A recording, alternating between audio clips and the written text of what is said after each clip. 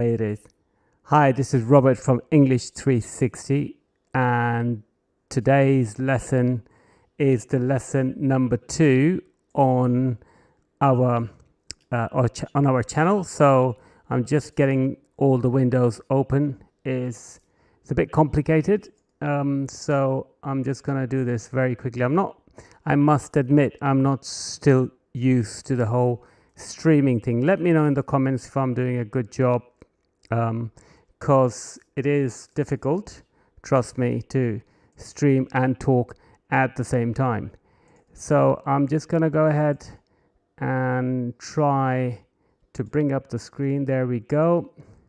It's almost ready.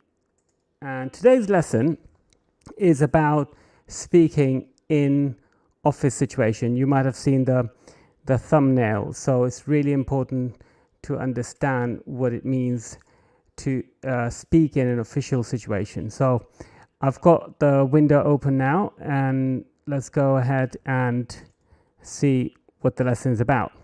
So it's about meetings, and today we're going to cover some useful expressions in meetings. So for example, if you have a meeting, you need to be able to speak in a correct way, especially if you're talking to a lot of native speakers who are going to be listening to you. And as always, if you don't speak English as well as a native speaker, you're not going to be speaking very much. So at least you need to know some things that you can say very easily and quickly without having much trouble. So this video contains many expressions that you can learn and use in a meeting where people are communicating in English. You will also see or hear the explanations. I also strongly recommend taking notes. If you can pause the video if you're watching it afterwards, not live, or if you want to grab a pen and a paper right now, this would be the best time. And let's go. So in the next slide, there is a situation between two office colleagues, Shannon and Sophie. So there we are. Two colleagues, two ladies, and they are talking to each other. So the one on the left is Sophie, the one on the right obviously is Shannon, and Sophie wants to talk to Shannon for some reason. So Sophie says, "Can I have a word?" In English that means if you can talk to the person either privately or about something somewhere else, not in front of everyone else. And there are 4 possible answers, and depending on what Shannon, remember Shannon is the woman on the right hand side, depending on what Shannon says, you're going to get a reaction from Sophie. So Sophie says, "Can I have a word?" And Shannon says, for example, "What about?" And watch Sophie's reaction. Okay, so she's thinking now she's a bit difficult because Shannon did not give her an easy answer. So she wants to know why she wants to talk to her. Let's go to the next one, which is a categoric no. And now Sophie's upset. She's got arms in the air. So she's not very happy. So these are 2 expressions which are not very successful. And then the third one is, I'm afraid I'm busy at the moment. And okay, so probably better. Sophie thinks she's a bit uncooperative. And the last one, "Sure, I'm all yours." And Sophie thinks, well, she's a nice colleague.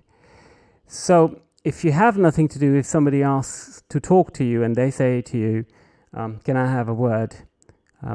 Obviously, you need to be free. So if you are free, you can say, "Sure, I'm all yours," because this is going to work really well for you. Let's go to the next situation. So before we go there, takeaway. What's the takeaway from that situation? When you want to talk to someone, you can use the expressions, use the expression rather, "Can I have a word with you, please?" And the reply could be, "Sure," Or let me just grab a coffee. If you want a coffee because you know the talk is going to be long, you can say, let me just grab a coffee. Grab a coffee is the same as get a coffee. Or let me sort out a few things. Now, if you have some things to do and you haven't finished those, but you do want to help your colleague, you will use that expression. Let me sort out a few things. Or you can say, if you're not available, I'm afraid I can't at the moment. Could we perhaps talk later? So that is if you're not available right now. So this is already a very polite expression, and the person who's asked to talk to you won't get upset at all. That'll be perfectly fine. And lastly, if you are not available at all today, then you can say, I'm terribly sorry. I'm totally tied up today. Could we talk tomorrow? And again, this is a very good expression to say when literally you're turning the person down. You're saying you can't talk to them right now. But there are ways of doing it which are not rude, and this is the best way. So if you learn these three expressions, you have one situation sorted out. Let's go ahead. At work, for instance, it is useful to know a few expressions. To sort out a problem, if you want to sort out a problem, to tell someone you will get in touch with them, and to offer a solution. In the next slide, we will do an activity where Shannon and Sophie are working together to sort out a problem. So here is the conversation between Shannon and Sophie. Shannon is the one in grey and Sophie is the one in red. Sophie hasn't been working for the company a long time. Shannon has. So you need to put the conversation in order so it makes sense, it's correct. So think about what the first sentence might be. If you don't know, or if you do know, if you're watching it afterwards, you can pause this video. Otherwise, I'll just give you a few more seconds to think, and then we'll go ahead and do this whole activity.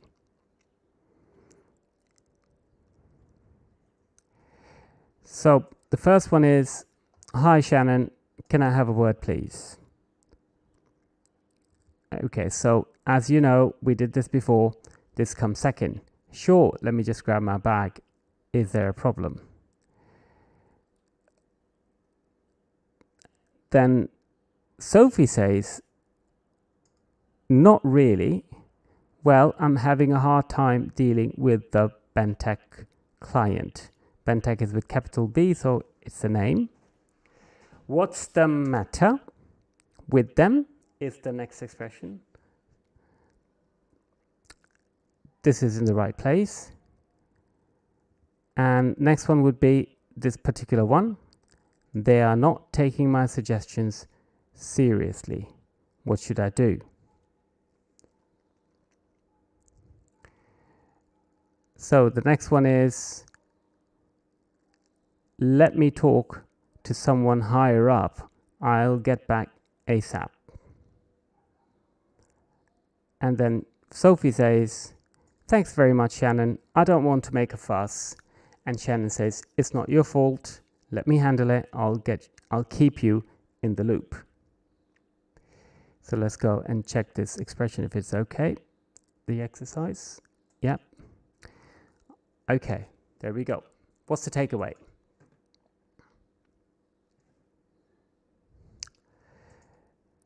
So you can use the expression well to gain time or to soften something. It's tentative. Somebody asks you, is there a problem? You can say, well, there seems to be a problem. Or, it's better than saying, yes, there is a big problem, So it's tentative, it's better. You can use the expression to ask whether there's a problem. What's the matter with, if you want to use a person's name, what's the matter with, and you can say, David, why is he behaving like that? What's the matter with him? Which means, what's the problem? Then the expression to take someone seriously, it means to pay attention to what they're saying. I'll get back ASAP. ASAP is as soon as possible. Many of you know that. So to return as soon as possible. I don't want to make a fuss. It means I don't want to create an issue or a problem for the others. It's not your fault.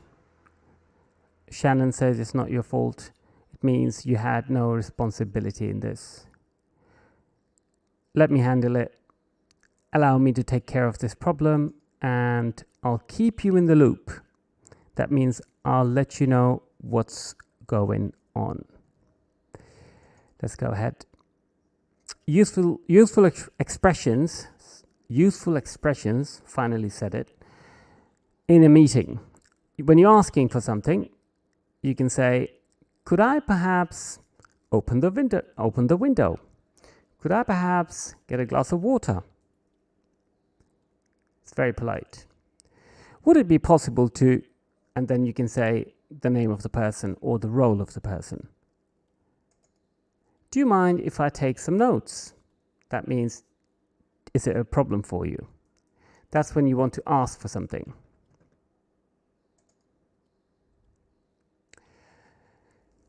Getting started. So when you're starting a meeting, you can use the following expressions. Shall we settle down? That means you're standing up and walking around and you want to start the meeting because you're getting late. You can just say, shall we settle down? Meaning, shall we start? Or you can say, I think it's time we got going. And lastly, okay, so please take your seats and let's get started. Especially if it's a chairperson, they will say that.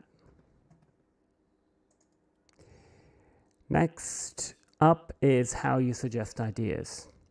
Very important, because often meetings are about problems, and to be able to come up with ideas is really important there.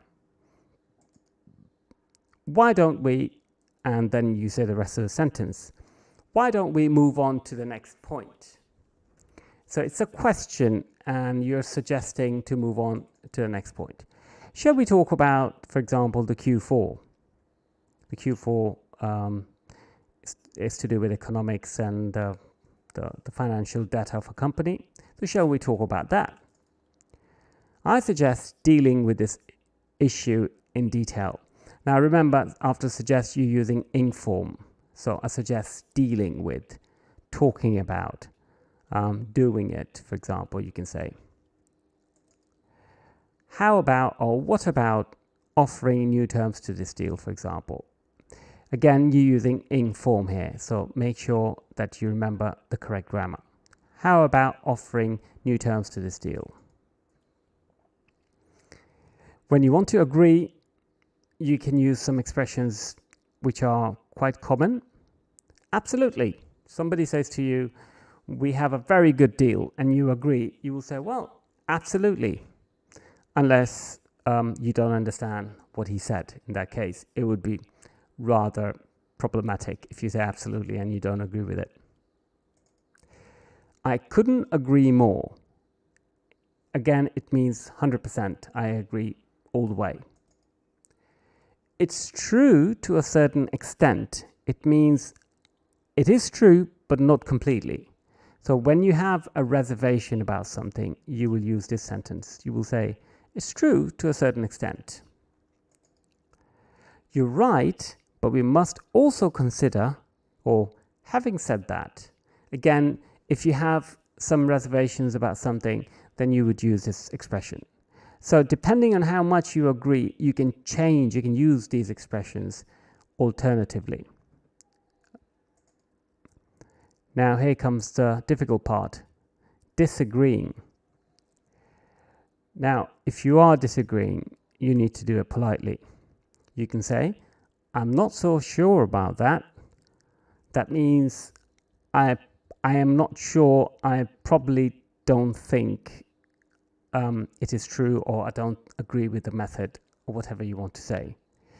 It's very polite. It's like saying, I don't agree 100%. I'm rather perplexed by what's been said. That is a rather strong statement. You may only say that if you completely disagree, but it's still very polite. I can't say I agree. Very, very strong statement. Again, sometimes you just need to say you don't agree at all.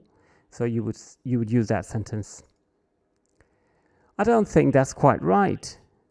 Again, very polite sentence, but very strong at the same time. All these sentences are used to say when you don't agree with a term or with terms of an agreement that you're working on. Closing a meeting. How do you close a meeting? Well, you can say, thanks very much for joining the meeting today. If you are the host, for example, you can use that expression. The church bells are going in the distance. I can hear them. I wonder if you can pick them up. Thanks indeed for taking part in today's meeting. It's a bit more polite than the first one. Once again, if you have any questions, send me an email. You can say this sentence after the first one, for example. Let me know if everything makes sense. So with these sentences, you can pretty much bring a meeting to an end. So there ends our meeting.